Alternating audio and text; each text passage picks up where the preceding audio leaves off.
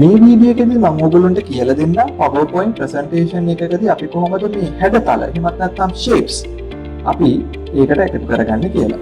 right. දැන් අපි යමු මම හදලා තියෙන පොඩි slide එකකට shapes. දැන් මම මේකේ දාලා තියෙනවා විවිධ shapes කීපයක්. අපි එකින් එකට මේවා ළමයින්ට පැහැදිලි කරගෙන යන්න පුළුවන්. right. මේ පළවෙනි එක තියෙන එක මේක මොකක්ද කියලා අහලා මේක rectangle එකක් කියන එක වට හඳුන්වලා දෙන්න පුළුවන්. right. ඊට පස්සේ වට දාන්න පුළුවන් මෙන්න මේක. ඒක ස්ක්වයර් එකක් කියන එක වට හඳුන්වලා දෙන්න පුළුවන්. ඊළඟට වට ට්‍රයැන්ගල් එක හඳුන්වලා දෙන්න පුළුවන්. ඊළඟට වට සර්කල් එක හඳුන්වලා දෙන්න පුළුවන්. ඊට පස්සේ ඕවල් ෂේප් එක හඳුන්වලා දෙන්න පුළුවන්. ස්ටාර් කියන එක හඳුන්වලා දෙන්න පුළුවන්. මේ විදිහට ළමයාට ෂේප්ස් ටික හඳුන්වලා දෙන්න පුළුවන්. ඉතින් මෙතනින් එහාට ඔයාලගේ ලොකු පැහැදිලි කිරීමක් අවශ්‍ය නැහැ. ඉතින් මම සරලව කියලා දෙන්නම් මේ ෂේප්ස් ටික ගන්න කොහොමද කියලා. හරිම ලේසි. right. අපි යනවා blank slide එකකට shapes කියලා මම දාලා තියෙනවා. ඉතින් මේක වල ගන්න තියෙන්නේ මේ insert එකට ගියාට පස්සේ තියෙනවා shapes. හරිම ලේසියෙන් මෙතනින් ගන්න පුළුවන්. අපි ගත්තොත් එහෙම rectangle එක වට මේක මේ විදිහට එක හඳ ගන්න පුළුවන්. rectangle එක එනවා. ඊට පස්සේ වට තියෙන මේක නම් කරගන්නත් එක ඒක හඳ මම කරන වැඩි text box එකක් දා ගන්නවා. මේ text box එකේ මම ලියා ගන්නවා මේක rectangle කියලා. right. rectangle කියන එක මම දාගත්තා. මේකත් මම මේ color එකෙන්ම දාලා මට අවශ්‍ය size එකට එනකල් මේක ටිකක් මම ලොකු කරගන්නවා. right. ඒක ඔන්න rectangle කියන එක මගේ සම්පූර්ණ වුණා. මේකට යටින් මම set කරගත්තා. ඊළඟට මට මේක පිළිවෙලකට එන්න අවශ්‍ය නිසා මම මේකට අදාළව පොඩි animation එකක් set කරගන්නවා. simple appear animation එකක්. මේකටත් මම appear animation එකක් දෙනවා. right. එතකොට මේ කියන දේවල් ටික ආවා. ඉතින් ওই විදිහට වාට අනෙක් shapes ටිකක් දාගෙන යන්න පුළුවන්. උදාහරණයක් විදිහට මම ගන්නවා ඊළඟට මේකම අරගෙන මම ස්ක්වයර් එක නිර්මාණය කරගන්නවා. right. ඒක හරියටම ඔයාලා හැඩතල බලන්න. ඉතින් මේක එකම කලර්ස් වලින් ගියොත් බෝරින් වෙන නිසා මම ඒකට අදාළව කලර් එක වෙනස් කරනවා. right. ඊට පස්සේ මම මේකටත් අදාළව ටෙක්ස්ට් බොක්ස් එකක් දාලා මම ස්ක්වයර් කියන එක දෙනවා. right.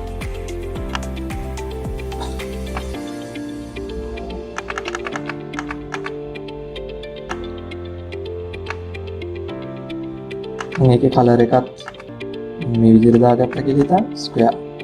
right. ඉතින් මේ විදිහට වල අනිකුත් හැඩතල ටික දීගෙන යන්න පුළුවන්. එතන insert එකට ගිහිල්ලා shapes වලට ගිහිල්ලා ඊළඟට වගේ triangle එක වඩ දෙන්න පුළුවන්. මේකේ බලන්න එක සමාන දුරක්ම හැම වෙලෙම පවත්වා ගන්න. right. මම මේකේ copy එකක් අරගෙන triangle කියන එක ලියන්න.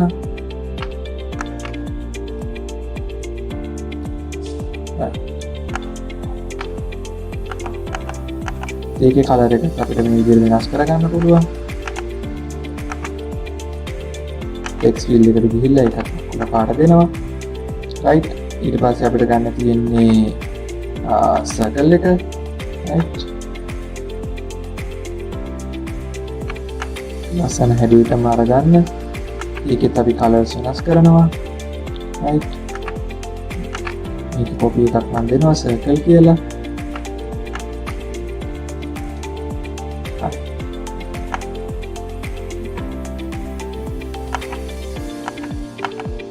ඊළඟට අපිට ගන්න තියෙන්නේ අපිට අදාළ වෙච්ච ඕවල් ෂේප් එක.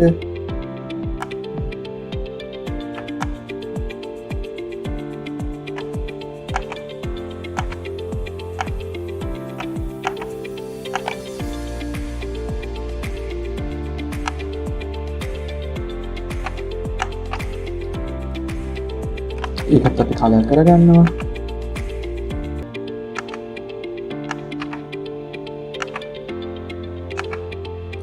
අවසානයේ අපිට ගන්න තියෙන ස්ටාර් එක ඒකත් මේ shapes වලම තියෙනවා. right.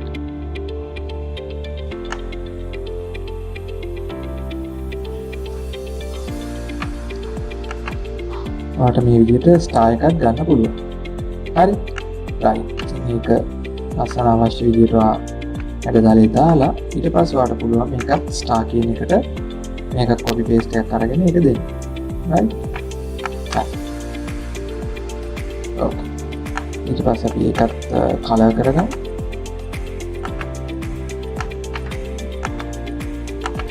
right. ඉතින් අපි අර කලින් වගේ මේ ටික හදාගත්තට පස්සේ ඔයාලට අදාළ ඇනිමේෂන්ස් ටික දාලා මේක ප්‍රසන්ට් කරන්න පුළුවන්. ඒ වලට පේනවා කලින් ස්ලයිඩ් එකේ වගේම ඒක පිළිවෙලට ඔයාලට මේ විදිහට අරගෙන යන්න පුළුවන්. right. මම හිතනවා ඔයගොල්ලන්ට පැහැදිලි වෙන්නට ඇති කියලා මේ shapes අපි කොහොමද ගන්න ඕනේ කියලා.